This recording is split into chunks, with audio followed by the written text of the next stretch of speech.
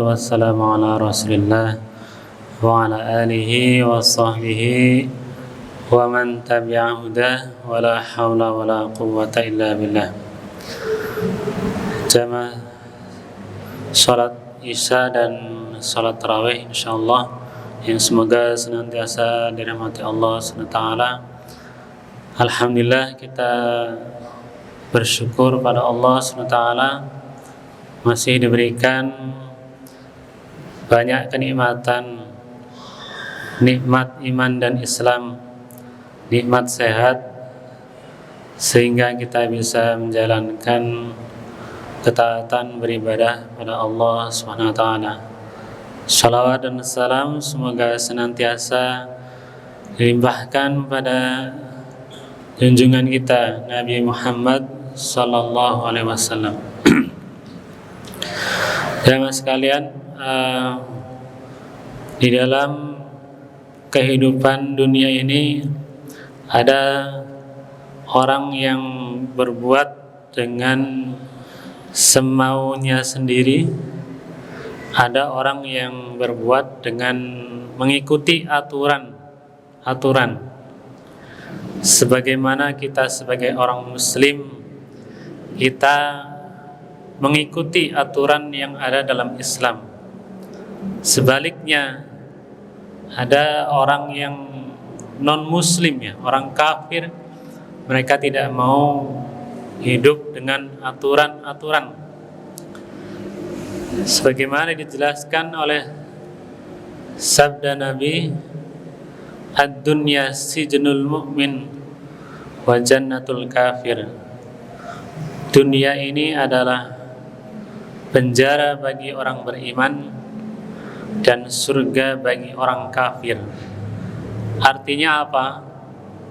Bahwasanya seorang mukmin ketika menjalani kehidupan di dunia ini ada aturan-aturan, ada larangan-larangan yang harus ditinggalkan, ada perintah-perintah yang harus dijalankan.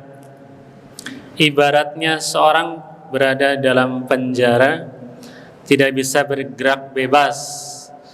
Ada aturan-aturan yang harus diikuti, yang harus dijalankan. Itulah sejatinya kita sebagai seorang muslim, sebagai seorang mukmin. Kita berada di dalam penjara, artinya ada batasan-batasan yang tidak boleh kita langgar. Ada perintah-perintah yang harus kita jalani. Sebaliknya, orang yang kafir, mereka menganggap kehidupan dunia ini adalah surga. Mereka berbuat apa saja semaunya, tidak peduli dengan akibatnya seperti apa, tidak peduli apakah baik atau buruk, tidak peduli apakah merugikan orang lain dan sebagainya. Maka kita sebagai seorang muslim meyakini apa yang kita lakukan nanti akan dimintai pertanggungjawabannya di akhirat kelak. Sebagaimana Nabi mengingatkan dalam hadis riwayat Tirmidzi, la tazulu qadama 'abdin yaumal qiyamah hatta yus'ala an umrihi fima afnah wa an ilmihi fima fa'al wa an malihi min aina iktasabahu wa fima anfaqah wa an jismihi fima ablah. Tidaklah bergeser kaki seorang hamba di akhirat nanti sehingga ditanya tentang umurnya, untuk apa dia habiskan, tentang ilmunya, untuk apa dia perbuat, tentang hartanya, dari mana didapatkan dan untuk apa dihabiskan, dan tentang jasmaninya, tenaganya, untuk apa dia berbuat.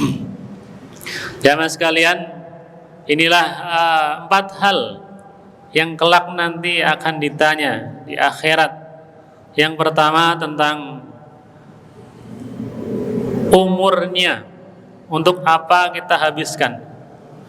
Maka selagi Allah memberikan kita umur, usia yang panjang, nikmatan hidup, kita pergunakan sebaik mungkin dalam rangka beribadah, beramal soleh sebagai bekal di akhirat nanti.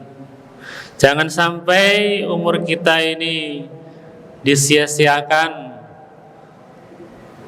Tidak peduli orang umur pendek atau panjang, yang terpenting adalah keberkahannya.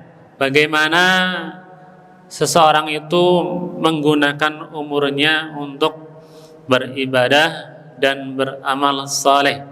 Percuma ketika seorang diberikan umur panjang tapi dia masih nggak mau sholat, nggak mau menjalankan ibadah, nggak mau beramal saleh.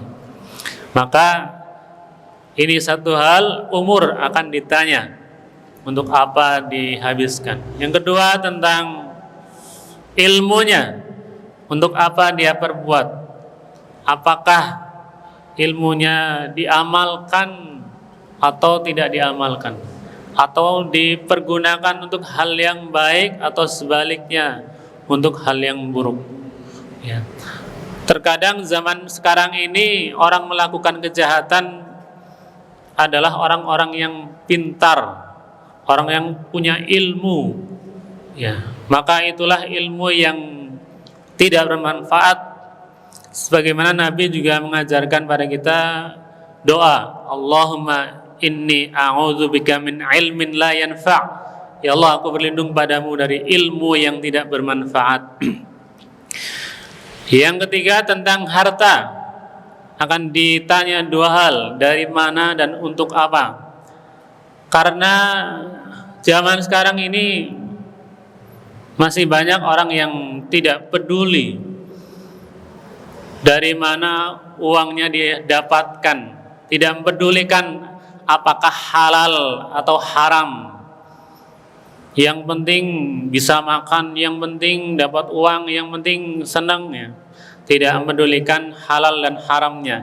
Ini akan dimintai pertanggungjawabannya di akhirat.